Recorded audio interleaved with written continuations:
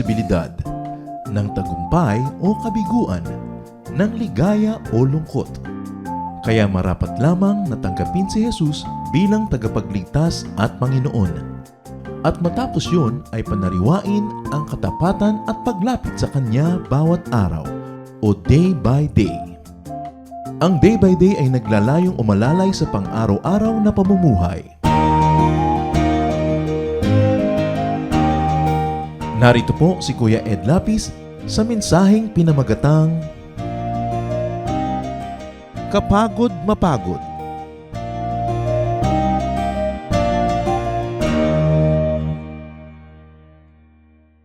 Matthew 11:28-30, the centerpiece of the Jesus doctrine.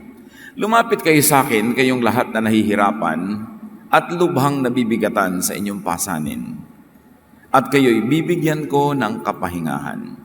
Pasanin ninyo ang aking pamatok at matuto kayo sa akin, sapagkat ako'y maamo at may mababang loob. Makakatagpo kayo sa akin ng kapahingahan, sapagkat madaling dalhin ang aking pamatok at magaan ang pasaning ibibigay ko sa inyo. Hindi natin pagsasawaang ulit-ulitin, balik-balikan at ipangaral ang kaunting verses na ito na naglalaman ng puso ng ministry ni Jesus.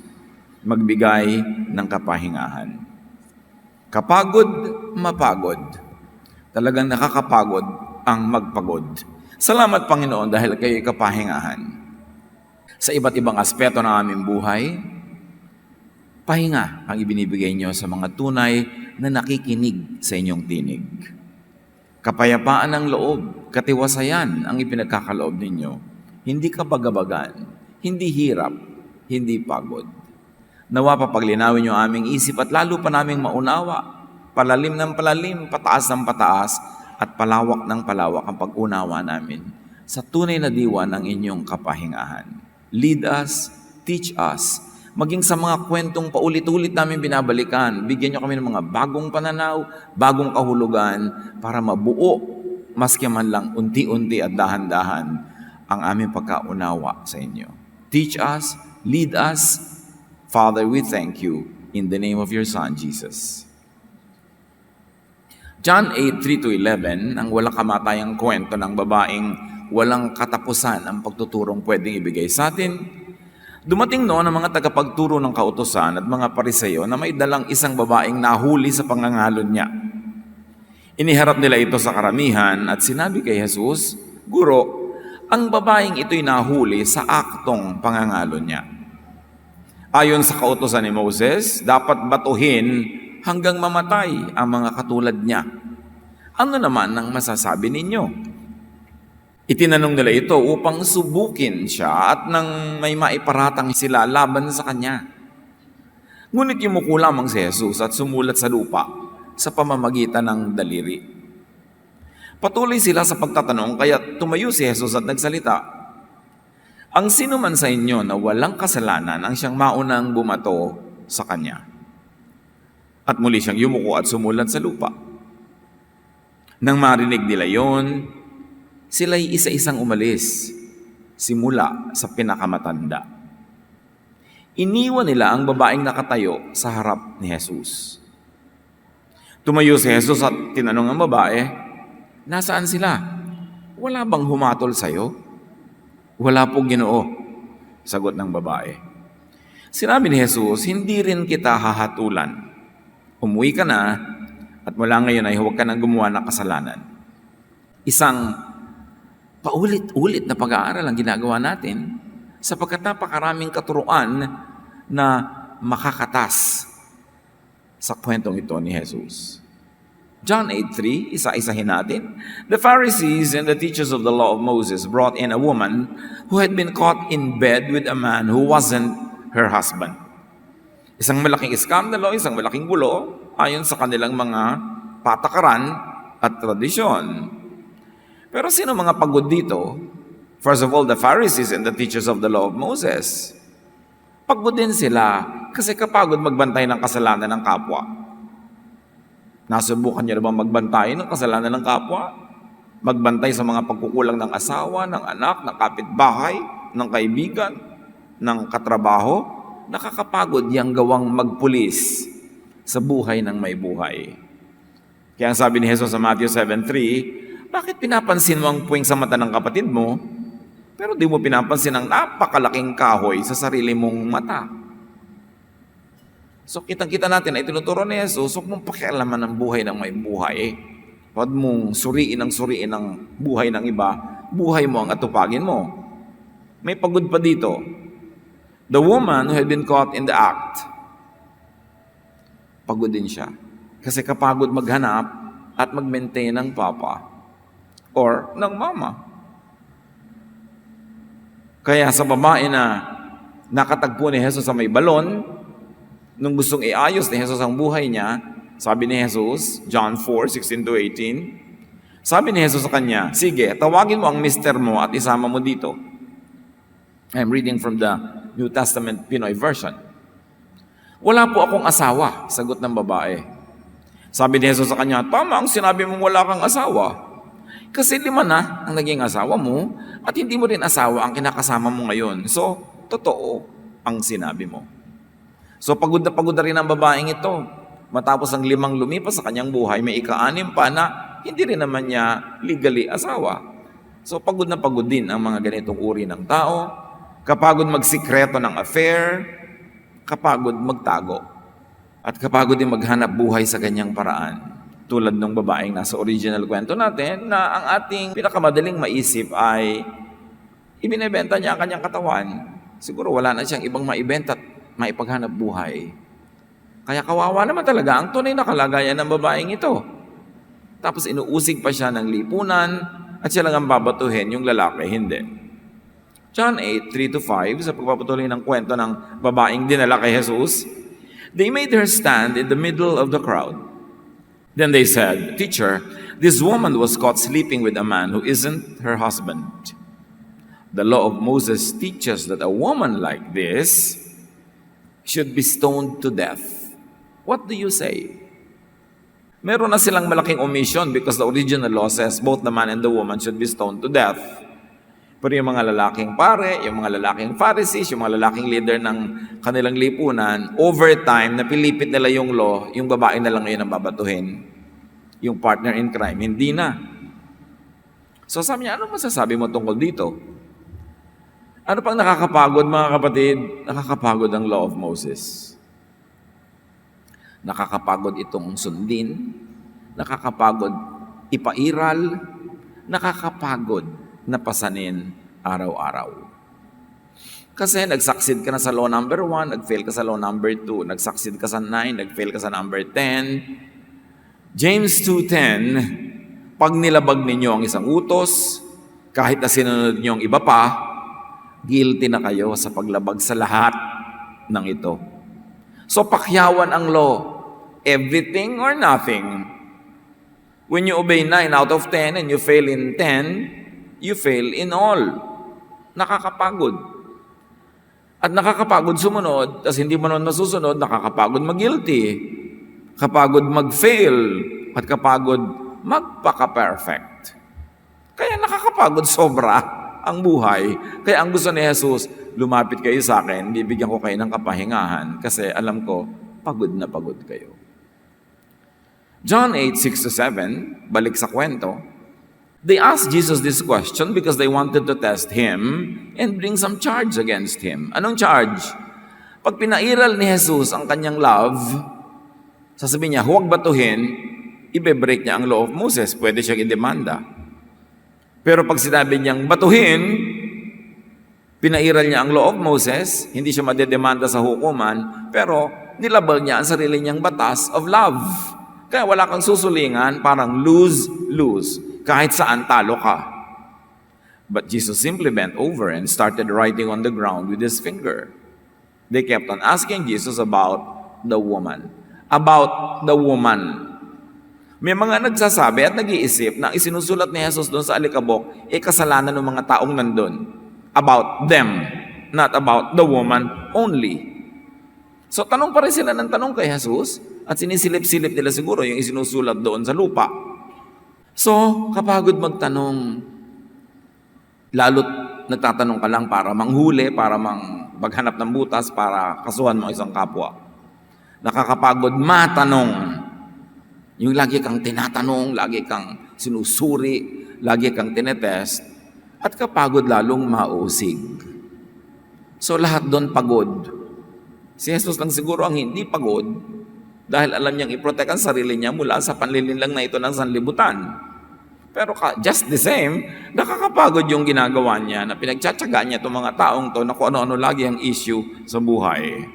Matthew 12:7, sinabi ng scripture, imbes na maghandog kayo sa akin, mas gusto kong maging maawain kayo sa iba. So nililinaw dito ni Jesus kung ano talaga ang gusto ng Diyos. Imbes puro handog, puro ritual, puro seremonya, sabi niya, mas gusto ko na makita sa inyo, yung maging maawain kayo sa kapwa. Yun ang gusto kong offering. Hindi mga baka, hindi mga dugo ng kambing, hindi mga dugo ng ibon. Ang gusto ko, ang makita kong ibinibigay niyo sa akin na handog, yung maawain kayo sa kapwa. I desire mercy, not sacrifice. Baliwala ang pagrangiging relihiyoso, baliwala ang lahat ng handog, baliwala ang lahat ng gawain, kung di ka maawain sa kapwa. Nababaligtad pa nga kumisan, karelihiyon mo, lalo ka nagiging malupit sa kapwa dahil lalo mong iginigit yung law of Moses sa buhay ng mga tao hanggang gusto mong batuhin hanggang mamatay ang kapwa mong sa tingin mo'y nagkakasala. Imbes magpabait, nagpapalupit yung law. John 8:7-9, finally he stood up and said, if any one of you have never sinned, and of course wala nang qualified kasi if anyone never sinned, then go ahead and throw the first stone at her.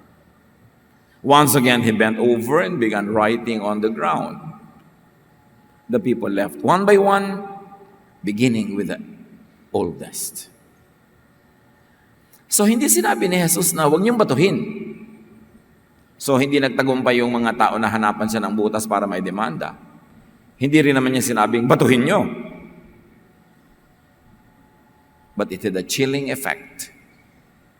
Yung pinagsamang isinusulat niya sa lupa na maaaring ang mga kasalanan ng mga tao doon at yung kondisyon na ibinigay niya na ang walang kasalanan ay siyang maunang bumato, because of that, no one dared to throw the first stone. And if there is no first stone, there can be no second, nor third, nor fourth, and so on. Sa makatuwid, ang umiral na batas, yung batas ni Jesus ng pag-ibig, pagpapatawad, at habag, maging sa mga inaakala natin ay dapat parusahan. Pagod na siyempre yung babaeng yon. At kung ikaw naman ang magsasabi na, huwag na nating batuhin, ikaw naman ang babatuhin ngayon. At kung ikaw ang nambabato at sinabing pag nambato ka, babatuhin ka rin, lahat kayo pagod. Kasi kapagod mapagbalingan ng pansin, ng sisi, ng judgment. Sabi kasi, sige, yung walang kasalanan, bumato na. Pag ibinato mo si Moses, ibabato rin sa'yo si Moses. Kaya mapapagod ka, ikaw ang mapagbabalingan ng sisi. Yung mahilig mambato ay babatuhin. Yung mahilig manghusga ay huhusgahan. Kaya mapapagod ka rin. Matthew 7:1-2, sabi ni Jesus, huwag niyong husgahan ang kapwa niyo para di kayo mahusgahan ng Diyos. Kasi huhusgahan kayo ng Diyos ayon sa paghusgan niyo sa iba. At susukatin kayo ayon sa panukat na ginagamit niyo sa iba. Hindi ka marunong magpatawad, hindi ka papatawarin. Kuripot ka sa kabaitan, di kukuriputan ka rin ng Diyos. Pero nag-uumapaw ka sa pagpapatawad, sa habag, hindi ganon din ang igaganti sa iyo ng langit. John 8:9-11. Finally, Jesus and the woman were there alone. And that is what we need, aloneness with Jesus. We don't have to face God together with the whole community. You face God alone. And you bring your case not to a court of many people, not to a jury, but to the only one judge, who is Jesus. Ang relasyon natin ay talagang one-on-one. At pag one-on-one lang, walang mga miron, walang nagbubuyo, walang gustong mambato, walang nanggugulo, walang nagsasakdal, napakaganda ng resulta ng one-on-one relationship with Jesus. So finally, Jesus and the woman were there alone. Jesus stood up and asked her, "Where is everyone? Isn't there anyone left to accuse you?" "No, sir," the woman answered. Then Jesus told her, "I am not going to accuse you either. You may go now, but don't sin anymore." So the lesson is to not accuse. Dapat dalhin ang natatawag na makasalanan, dalhin ang kasalanan mismo kay Jesus. Kasi si Jesus ang Supreme Court. At sa Supreme Court na yon, sa mga nananalig, sa kinakahabagan ng Diyos, makasalanan man o hindi, siyempre lahat naman makasalanan, in the court of Jesus, there is no accusation, no judgment, and there is freedom from judgment. Because Jesus sets you free even from the law of Moses. Kailan kaya natin ito ma-appreciate ng buo o ng mas malaki? That Jesus, and in the court of Jesus, you are freed from judgment. So rest in Jesus. Bring your case to Jesus. At ito ang madalas kong ulitin sa lahat ng mga taong humihingi ng payo, nagpapapray, etc. Yung hinuhusgahan sila ng iba, hinuhusgahan na rin nila ang kanilang sarili, bigat na sila sa dala nilang guilt, burden. Lagi kong sinasabi, bring your case to Jesus, the Supreme Court. People already judged you, elevate your case to the Supreme Court. At doon, wala nang iba pang susunod na magbibigay ng husga. At kung ikay nananalig kay Jesus, banal ka man o hindi, pero wala naman talagang banal. Makasalanan ka man o hindi, pero wala namang taong hindi makasalanan. When you bring your case to Jesus, the love of God that flows through Jesus gives you freedom from guilt, freedom from condemnation, and freedom from stones that the law of Moses would like to hurl at you. Rest in Jesus. Kaso lang, nakarest ka na, naka-Lord ka na, tumanggap ka na, nanalig ka, may next panakot na naman ng relihiyon, second coming and second judgment. Hindi na naubos ang takutan at hindi na naubos ang takot. How do you look at the second coming as it is taught by the church? How do you look at the so-called second judgment or final judgment? Look at it through the filter of Jesus. Look at it through the filter of God through Jesus. Na dapat kung nasa Panginoon ka na, kahit hindi mo nagiging perfect ang score sa buhay araw-araw, and you believe in the second coming, and you believe in the final judgment, ang nasa puso mo ay excitement, happiness, joy, because Jesus is coming. Hindi yung tinatakot ka na naman na matapos mong manalig at matapos mong sabihan ni Jesus na rest, I have overcome the world, I have set you free from sin, sin will no longer rule over you, tapos matatakot ka na naman uli ngayon sa second coming. You must look at the second coming through the filter of the first coming, the incarnation of Jesus, the death of Jesus on the cross, His resurrection, and His promise that nothing can separate us from His love. Not even your performance or lack of it. Sa takot ng iba na ito'y gawing lisensya para magkasala, para maging careless sa buhay, lagi na lang nilang ididiin uli na takutin ka ng takutin. But is not the teaching of Jesus. Habang nabubuhay ka sa fear, hindi mo na iintindihan ang love of God through Jesus.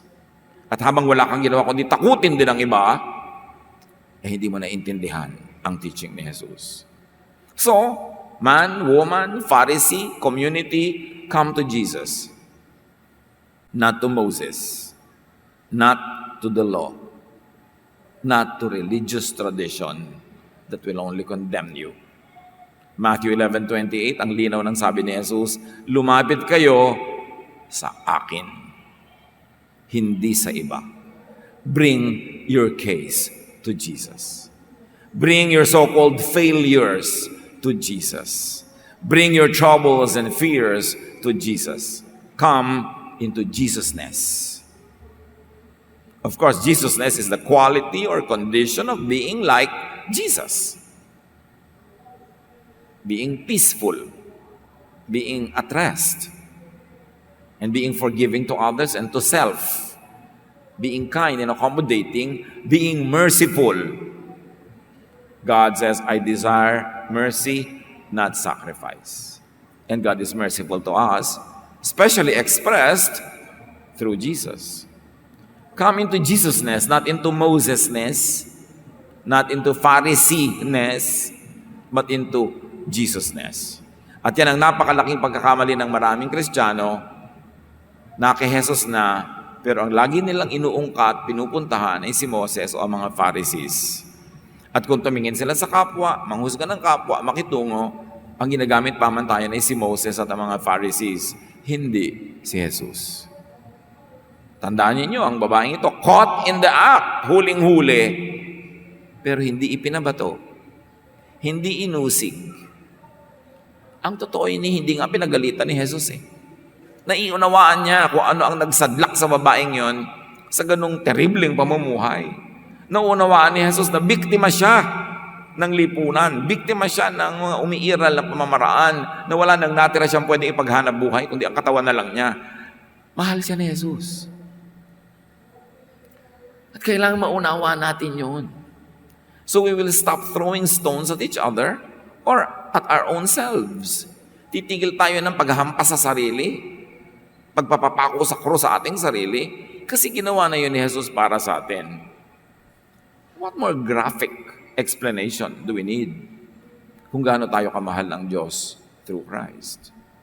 So come to Jesusness and rest from searching for all types of love and people and things and stop searching for religious perfection.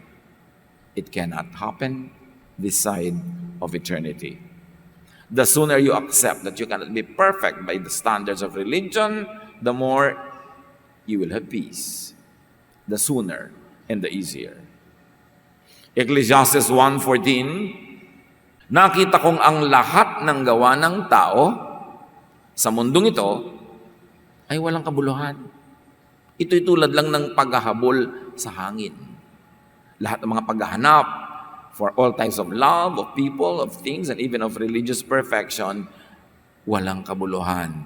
Kasi hindi mo talaga inaabutan ang hinahabol na ito. Mapapagod ka lang. So tumigil ka na lang ng kakahabol, baka balikan ka pat puntahan ng kusa. Pero yung habol lang habol, napapagod lang. Come to Jesus and to Jesusness and rest from committing sin. Just to search for the things we want.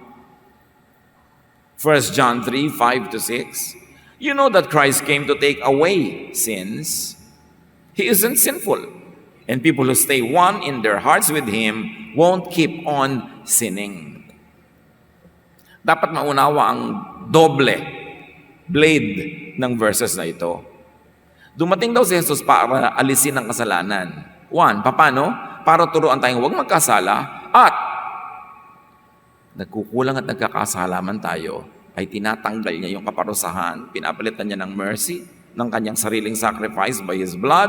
So inaalis niya yung kasalanan, inaalis niya yung effect ng kasalanan, at inaalis niya yung kaparusahan ng kasalanan. Kaya sinasabi niya, pumayapa kayo, magkaroon kayo ng kapayapaan, kasi inalis ko na yung kasalanan. Akala nung iba, pag sinabing na kay Kristo ka na, inalis na yung kasalanan, hindi ka na magkakasala. Nagkakasala araw-araw, kaya guilty uli araw-araw.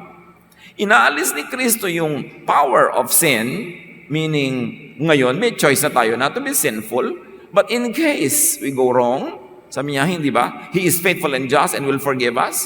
At sabi, confess your sins to the Lord and He forgives. So meron siyang ginawang fallback, may ginawa siyang safety net. Okay, I want you to live morally perfect life. But just in case that you are not able, there's a second net that catches you when you fall. It is the forgiveness, the love, the kindness of God through Jesus. Kaya in effect, dalawa ang paraan ng pag-aalis ni Jesus ng kasalanan. One is yung binibigyan ka ng power not to sin, and number two, inaalisin niya ng power yung law para nagkasala ka man ay hindi ka usigin at hindi ka parusahan. And people who stay one in their hearts with Him won't keep on sinning. Again, may mga pakahulugan dito na pag naka-Jesus ka na, hindi ka na magkakasala. Pero come on, be realistic. Mula ba na pumunta ka kay Jesus, hindi ka na talaga nagkasala. Nagkakaroon pa rin. So this verse must mean something else. That you don't keep on sinning because there is no more law that makes you sinful. You cannot be condemned anymore because the law has been disempowered. Yung nagsasabing batuhin ka hanggang mamatay, binura na ng kamatayan ni Jesus. Siya na ang binato, namatay na siya, sagot na niya ang lahat ng mananalig sa kanya. So in the eyes of heaven, you cannot keep on sinning. Satan, the accuser, will tell the father, etong anak mo na to, nagkakasala yan. Kahit na born again na yan, kahit nasa church, may kasalanan yan. At sasabihin ng father, nasaan ang kasalanan? Parang wala akong makita. Kasi ang nakikita ng ama ay yung dugo ni Jesus na nakatakip sa ating mga kasalanan, naguhugas sa atin, at nagbibigay sa atin ng protection. So in the eyes of heaven, in the eyes of God, we are sinless. Legally speaking, you are declared sinless when you believe in Jesus. But actually, nakikita naman natin marami pa na tayong pagkukulang. Pero hindi yun ang bibilangin sa court of God. Ang bibilangin ay yung bayad ni Jesus sa ating mga pagkukulang. Kaya sobra pa. Pag naunawa natin ito, matatahimik ang ating loob. Hindi yung para konsentihin natin ating mga sarili sa paggawa ng mali, kundi kung sa mga panahon na nagkukulang pa rin tayo according to the standards of religion, according to the standards of morality, alam pa rin natin na hindi nagbabago ang pagmamahal ng Diyos sa atin, tinatanggap pa rin tayo. So we pick up the pieces, we rise and move on and try to move from one degree of glory to another, knowing that you cannot reach full glory this side of eternity. Pag natanggap natin yung ganon, God remembers that we are dust, doon pa lang tayo matatahimik. So help people stop committing sin by not putting obstacles in their path. Set people free from being condemned. Because even Jesus does not condemn. What is your right to condemn your kapwa-tao? And give people the status of sinlessness. By forgiveness, by grace, by cleansing, by the unconditional love exemplified by the Father in the story of the so-called prodigal son. Obvious na obvious ang pagkakamali ng prodigal son, pero pagbalik niya, ni-restore agad ng Father ang kanyang situation, ang kanyang position in the family, at hindi inungkat ang pagkakamali niya, hindi siya sinisi, niyakap siya, at ipinagparty. Yun ang ating Ama na ipinapakilala ni Jesus, pero hindi yun ang Ama na ipinapakilala ng most religions. Most religions, especially those that are based on the laws of Moses, ang ipinapakilalang Ama ay mapagparusa, ang hilig mamalo, laging nagagalit, laging nagpapahirap sa kanyang mga anak. Kaya itinuwid ng Ama yung wrong image na yun by sending His Son, Jesus, who is the perfect image of God's kindness. Come to Jesus and rest from hiding. Ito napakahalaga. Rest from hiding. Bakit sa church, sabi nila pinakamaraming hypocrite of all societies, of all groups, of all places? Kasi sa church, you are penalized, you are punished for any wrongdoing against the law of Moses, for any wrongdoing against regulations, against tradition. So, alam mo namang hindi mo lagi nasusunod yon, nagtatago ka na lang. You pretend. At yan ang ayaw na ayaw ni Jesus, hypocrisy. Itinatago ang sugat, hindi tuloy gumagaling. Ang gusto ni Jesus, that we live in the light. 1 John 1:7. But if we live in the light, as God does, we share in life with each other. And the blood of His Son, Jesus, washes all our sins away. Pero kung namumuhay tayo sa liwanag, gaya niya na nasa liwanag, meron tayong magandang samahan sa isa't isa. At ang dugo ng anak niya na si Jesus ang naglilinis sa lahat ng kasalanan natin. What does it mean to live in the light? Kung hindi mo ina-appreciate ang perfect forgiveness and love and kindness of God through Jesus, and you are in the church, you are among fellow believers, tapos may mali ka, may pagkakamali ka, may kulang ka, may kasalanan ka, you live that part of life in the dark. Nagtatago ka sa dilim. You live a double life. Kasi itinatago mo sa kapatiran ang iyong mga kadiliman, kaya nagpupunta ka sa dilim. Pero ang ibig sabihin ng pag-ibig ni Jesus ay ito, live in the light. Kung tama ang ginagawa mo, live in the light. Hayaan mong visible. Kung sa palagay mo mali pa rin ang ginagawa mo, live in the light. Don't hide it. At ang paiiralin nyo sa isa't isa, sa kapatiran, sa samahan, pag mayroong nakikita mong, uy, may darkness, or may kulang, o may kasalanan, let the blood of Jesus wash that away. Let the sin be covered by the love of God. And therefore, the person does not have to hide in the darkness. The person does not have to suffer alone. The person does not have to handle these difficulties and hardships alone. Sabi, magiging maganda ang samahan nyo kung magiging totoo kayo sa isa't isa. Pero paano ka magiging totoo kung ginajudge ka? Kung ginajudge ka, ipupulpito ka, huhusgahan ka, paparusahan ka, itatago mo na lang natural para madali. Pero hindi yun ang living in the light. So yung katuruan na living in the light, may kakambal na dapat nauunawa ng lahat. That you allow people to come out in the light no matter what their situation is. That you accept and love people no matter their failures. In spite of their imperfections. And you don't judge, but when you see a person who is spiritually sick, who is suffering from the consequences of wrongdoing, you do not judge, you love, and you help restore the person. At ang pinapairal ay ang pag-ibig, ang walang patakarang pagtanggap ni Jesus, at ang patuloy na pagtutulungan so that we move from glory to glory, that we are able to get restored by the love of the fellowship and by the love of God. Yun ang tunay na kapatiran kay Jesus. Pero kung meron kang pagkukulang, pagkakamali, kailangan mong itago sa church, church ng Pharisees, hindi yun kapatiran ng mga nananalig kay Jesus. Kapag ka naging honest ka at sinabi mo ang katotohanan o hindi mo sinasabi, biglang nilang nalaman at ginyadge ka at binato, hindi yun fellowship of Jesus believers. Hindi umiiral doon ang Jesusness. Ang umiiral doon ay Mosesness, Pharisiness, churchiness. Dapat napapahinga ka pag nasa church. Hindi yung dahil nasa church ka, nadagdagan ng pressure sa buhay mo dahil ang dami-daming kritik, ang daming church bullies, ang daming hukom. That is not what the church is about. The light of Jesus drives out darkness, cleanses us. And you must understand light as cleaner, as disinfectant, as sterilizer. Science knows that light cleanses.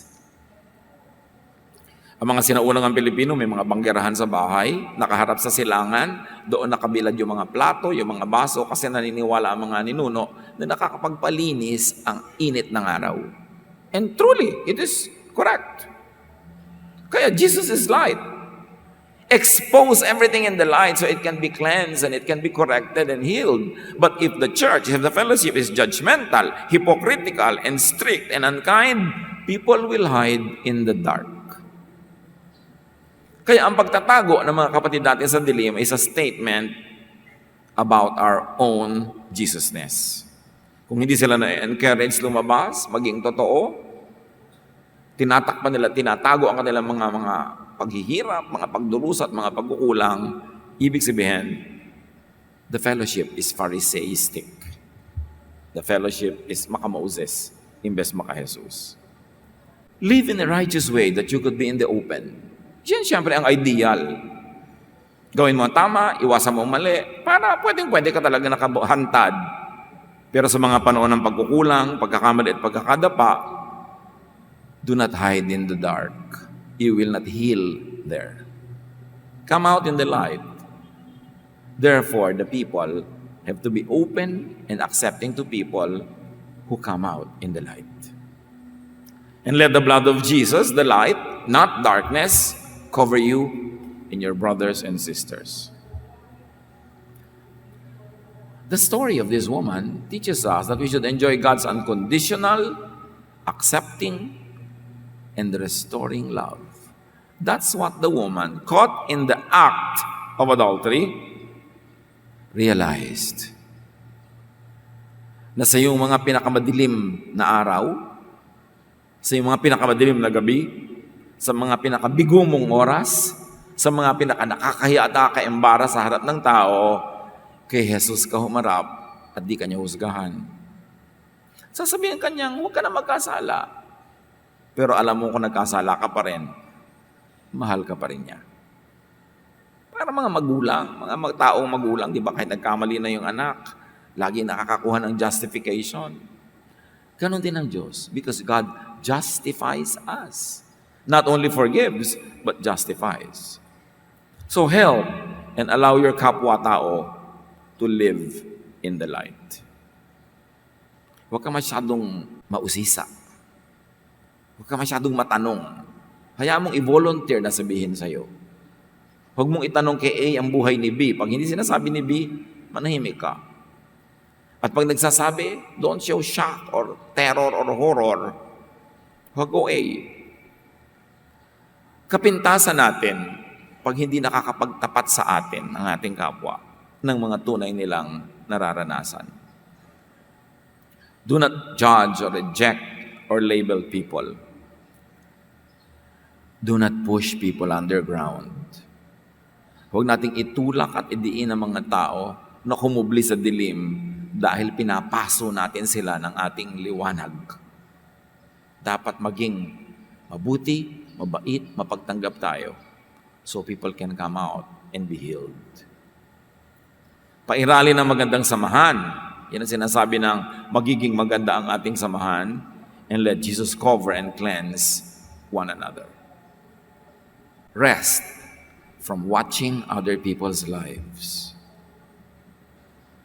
Nakakapagod magbantay ng buhay ng may buhay. 1 Thessalonians 4:11, gawin ninyo ang best para maging tahimik ang buhay nyo. Huwag niyong pakialaman ang buhay ng iba. Magpahinga tayo at pagpahingahin natin ang kapwa. Rest from judging others. Romans 2:1, kapatid, kung ginajudge mo yung iba, tapos ginagawa mo rin ang mga bagay na ginagawa nila, ginajudge mo ang sarili mo. Guilty ka at wala kang excuse kahit sino ka pa.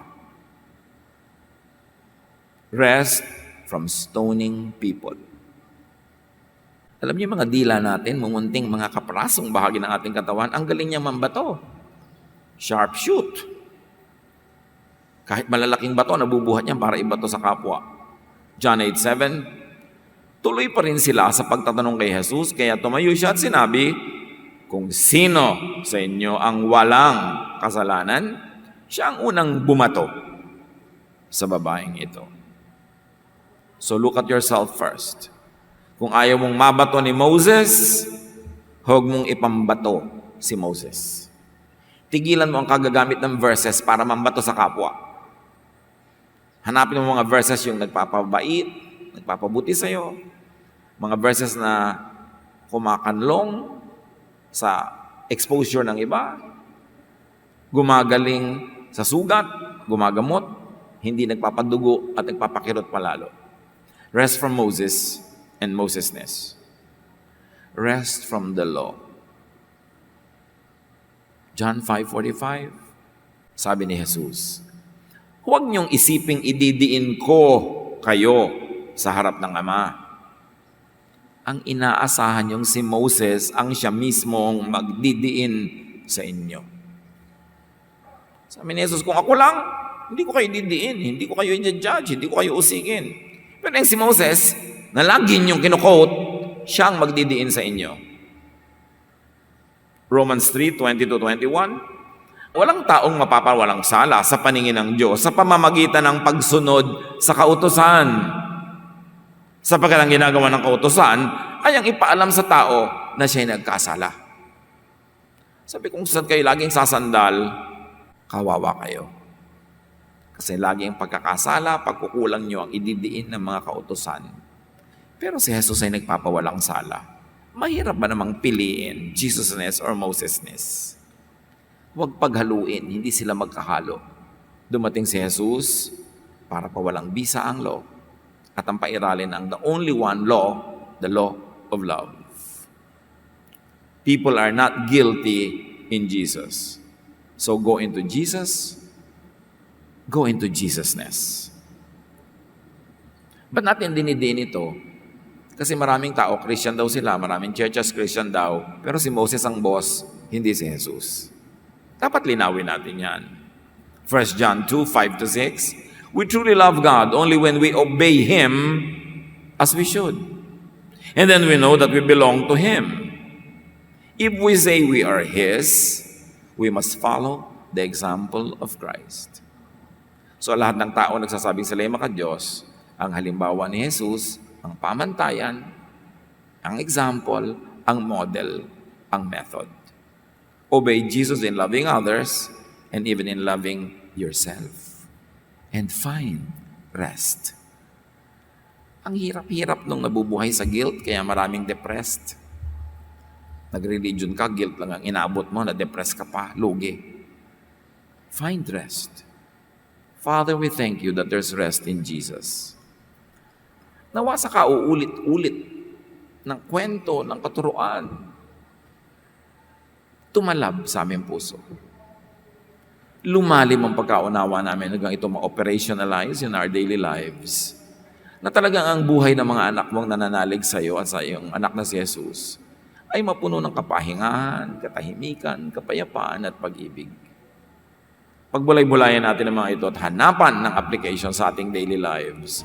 Be with the Lord. Think about this. Hear the voice of the Spirit.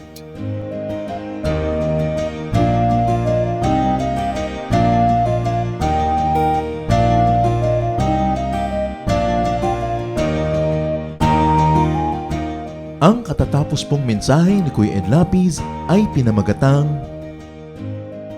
Kapagod Mapagod.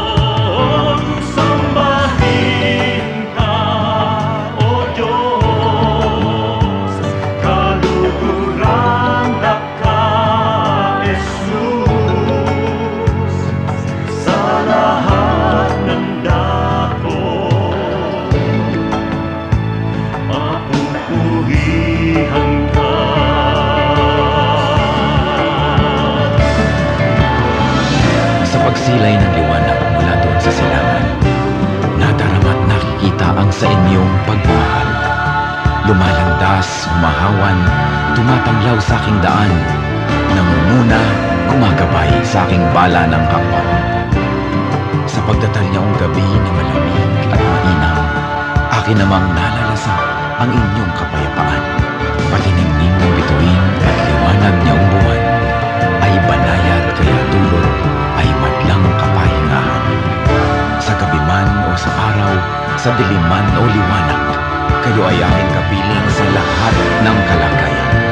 Ako'y hindi natitiis, ako'y hindi iniiwan, kaya lubos na papuri ang sa inyo'y aking alay.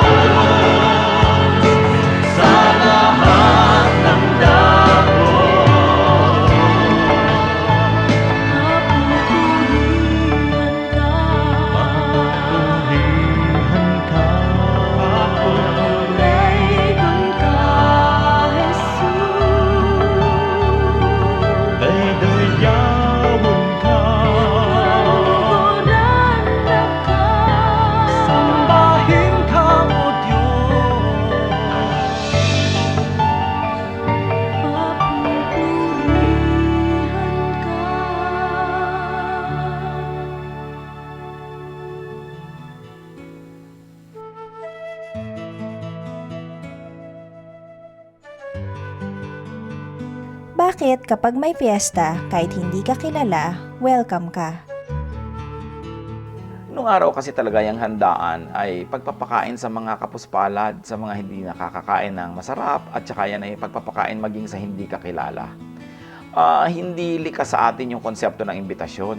Hindi likas sa mga Pilipino yung konsepto ng yun lamang kilala ang pinapakain. Tayo, pag naghanda, bukas ang buong bahay, bukas ang paminggalan, bukas ang ating palad at bukas ang ating puso dahil pinapakain ng lahat. May kaugalian tayo na ang pagkain ay para sa lahat.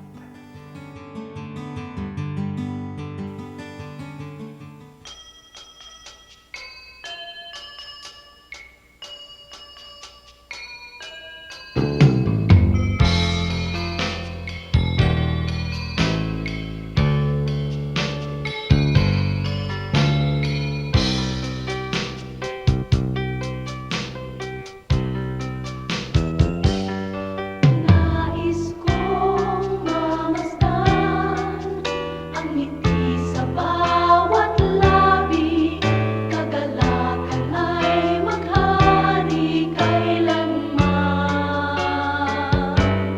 Nais kong marinig itong awit ng pag-ibig, kabutihan at kapayapaan man.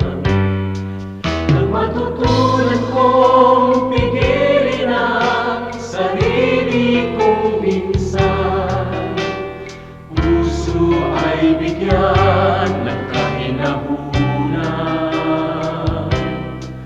Ang katapatan ko nawa sa'yo'y hindi mahihinla. mapagtiis na puso, kabaitan ang taglay. Bunga ng Espiritu, mayroon ka ba sa buhay mo? Ang kinakailangan na ipakita ng Kristiyanong tunay. Bunga ng Espiritu, kung wala sa buhay mo, kay Jesus tanggapin mo.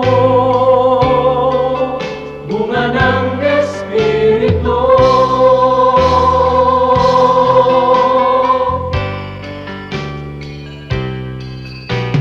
Kay Jesus tanggapin mo. Bunga ng Espiritu.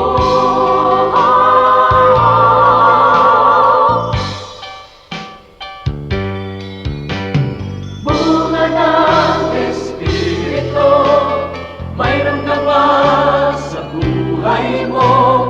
Ang kinakailangan na ipakita ng Kristiyanong tunay. Bunga ng Espiritu, kung wala sa buhay mo, kay Jesus tanggapin mo. Bunga ng Espiritu.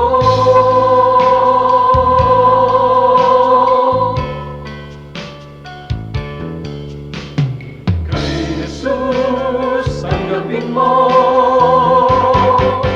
Bunga ng Espiritu.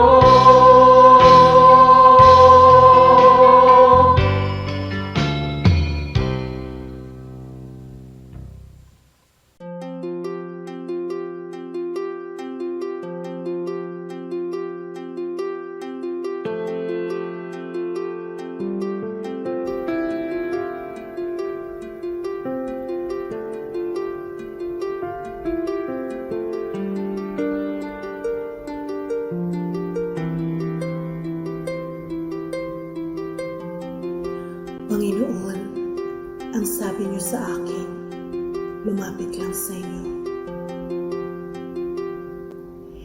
Ibig ko'y diringgin, pasanin ay aalisin.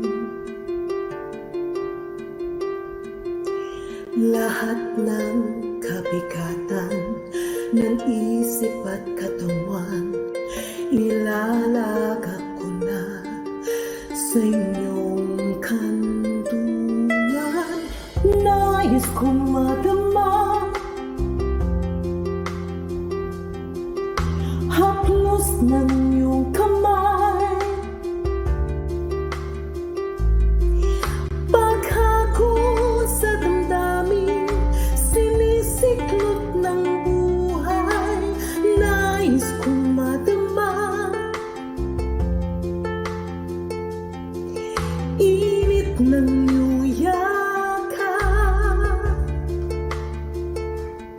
Sa sandaling ito, hanap ko ay paglingaw.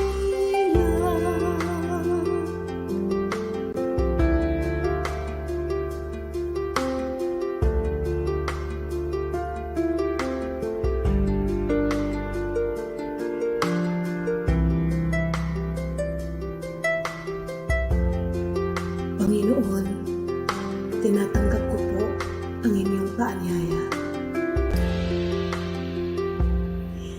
Dito sa piling niyo, nais kong magpahinga.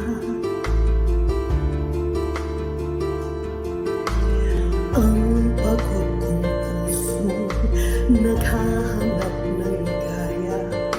Lapatan ng lunas, bigyan ng pag-asa.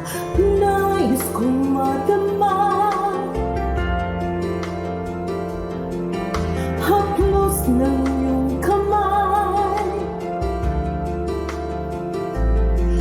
Paghakot sa damdamin, sinisiklot ng buhay.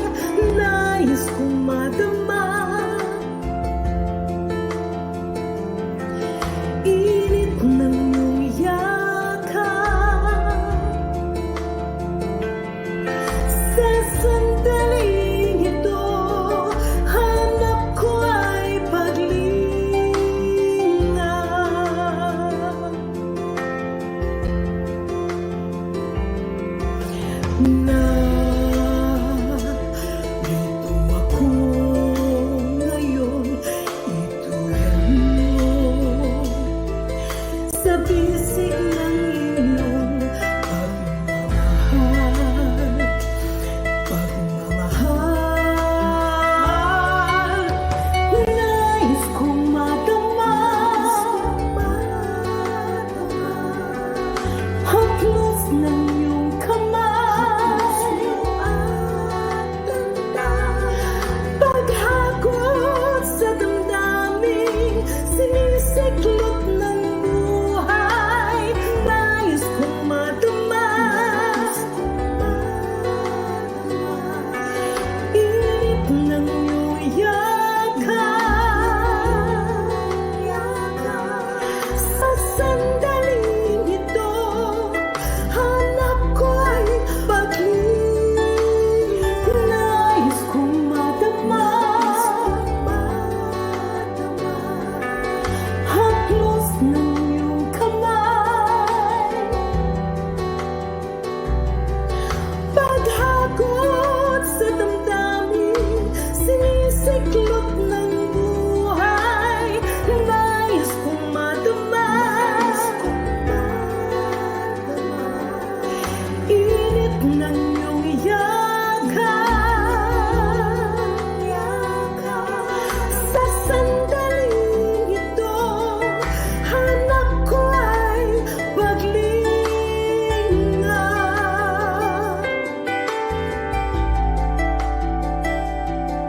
Sa sandaling ito, hanap ko ay paglinga.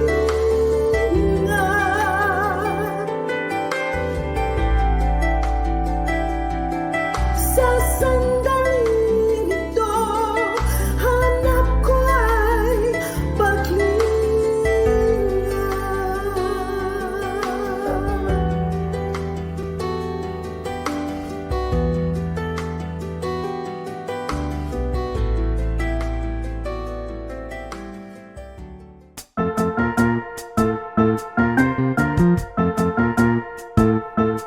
Oras na po para pansamantalang magpaalam ang programang Day by Day.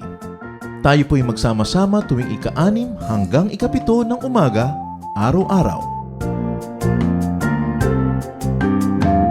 Magandang umaga po at mabuhay ang Panginoong Hesus!